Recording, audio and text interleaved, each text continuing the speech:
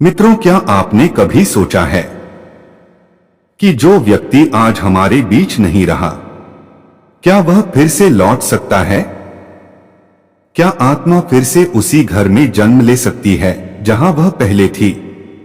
क्या मां की ममता आत्मा को खींच सकती है वापस उसी गोद में?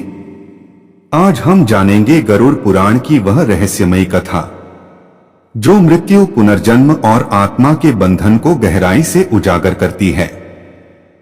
प्राचीन भारत में गंगा तट पर स्थित एक शांत आश्रम था।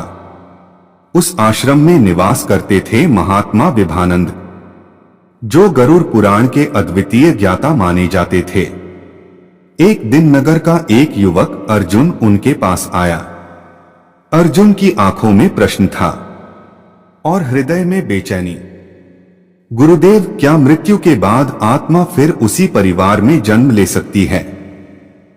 क्या कोई फिर से हमारे घर में लौटता है, मां बाप, भाई बहनों के रूप में? महात्मा ने शांत स्वर में उत्तर दिया, बेटा, यही प्रश्न तुमसे पहले भी हजारों लोगों ने पूछा है और इसका उत्तर छुपा है गरुड़ पुराण की एक रहस्यमयी कथा में। आओ, मैं तुम्हें सुनाता हूं वह सत्य। प्राचीन काल की बात है। महाराज धर्मसेन की एकमात्र संतान थी राजकुमार अभिनव। वह एक अत्यंत तेजस्वी, धर्मनिष्ठ और न्यायप्रिय बालक था।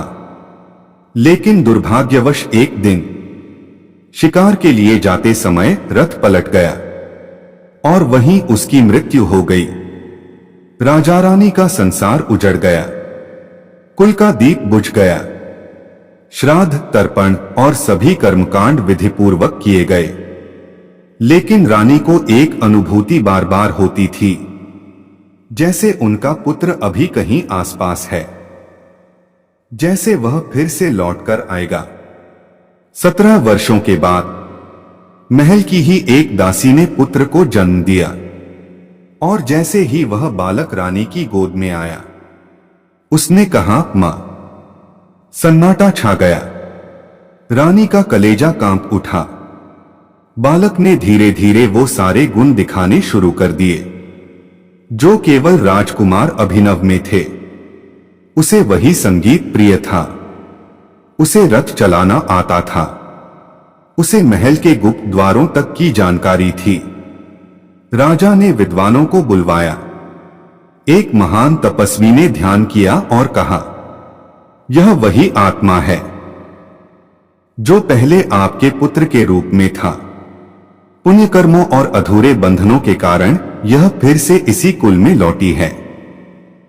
महात्मा विभानंद ने अर्जुन से कहा, गरुड़ पुराण कहता है कि आत्मा का अगला जन्म उसके कर्म, वासनाओं और अधूरे रिश्तों से बंधा होता है। यदि आत्मा का मोह अपनों से बहुत प्रबल हो या कोई ऋण अधूरा हो, तो वह आत्मा फिर उसी कुल, उसी परिवार में जन्म लेती है। अधिकतर आत्माएं अपने कर्मों के अनुसार विभिन्न योनियों में जाती हैं।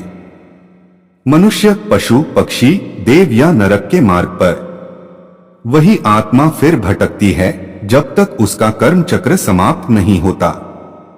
अर्जुन की आंखों में आंसू थे। उसके मन का प्रश्न शांत हो चुका था। गुरुदेव, यदि आत्मा लौटती है तो क्या मैं भी कभी अपने किसी पूर्वज का रूप हो सकता हूं? महात्मा मुस्कुराए, हो सकता है बेटा, लेकिन इसके लिए अपने कर्मों को इतना पवित्र बनाओ कि आत्मा को अगली यात्रा में कहीं दुख न हो। जीवन एक अवसर है पुण्य कमाने का, रिश्तों को सच्चे प्रेम से निभाने का और आत्मा को मुक्त करने का। प्रिय श्रोताओं, मृत्यु अंत नहीं है। यह आत्मा की एक यात्रा है जो कर्मों के अनुसार चलती रहती है।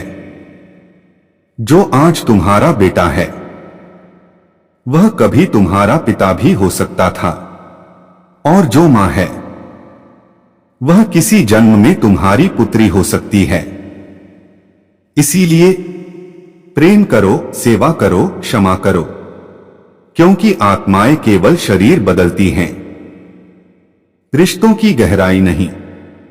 अगर आपको यह गरुड़ पुराण की कथा जरा भी ज्ञानवर्धक या भावपूर्ण लगी हो तो कृपया हमारे चैनल को सब्सक्राइब करें, वीडियो को लाइक करें और अपने मित्रों व परिवारजनों के साथ जरूर साझा करें। हर आत्मा एक कहानी है, उसे समझिए।